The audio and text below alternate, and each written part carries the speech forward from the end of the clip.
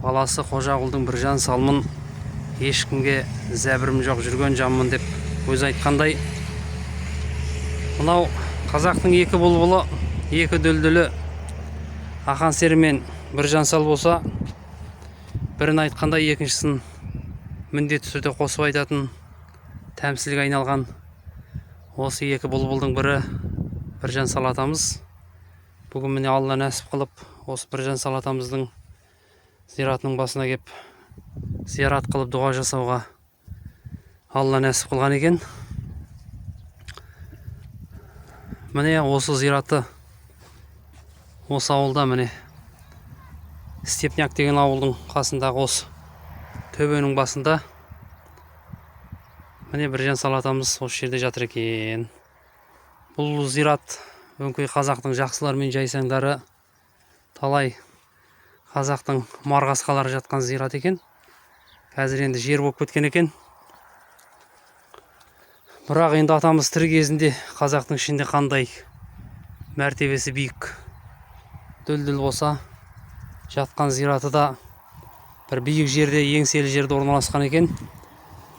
Жасыл желек жайқалған, қоғасы жапырылған осындай әдемі жерде жатыр екен. Бүгін міне зиярат қылып Біржан атамыздың басына келіп тұрмыз. Алланың енді нәсіп қылған күн осы болды. Енді көп жылдан бері ойлап жүредік. Жалпы атамыздың жатқан жері міне осындай екен.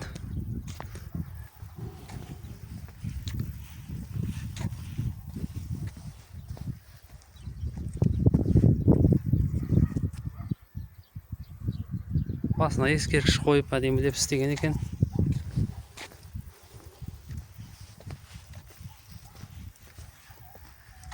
Мынау ауылдың көрінісі. Ауыл төмен жақта тұр екен. Бұл кісілер белдің үстінде.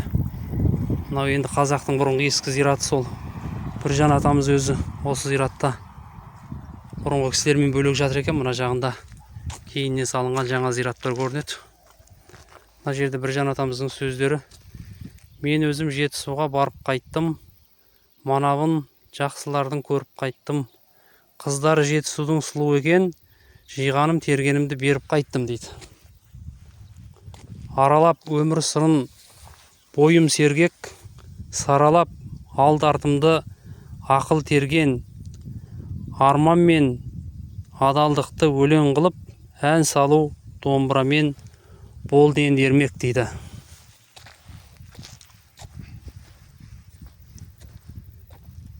Жігітке кедейшілік ол сергелдең, жоқ болса жалғыз атың өлгенмен тең. Үйіңе құрбың келіп құр аттанса, не керек дүниеде үміттенген дейді. Өткен күн ойлап тұрсаң белгісіз ғой, қол бұлғап шақырғанмен келгісіз ғой. Жолдас болсаң жігіттер жақсымен бол, бір сөзі мың ділдаға бергісіз ғой дейді.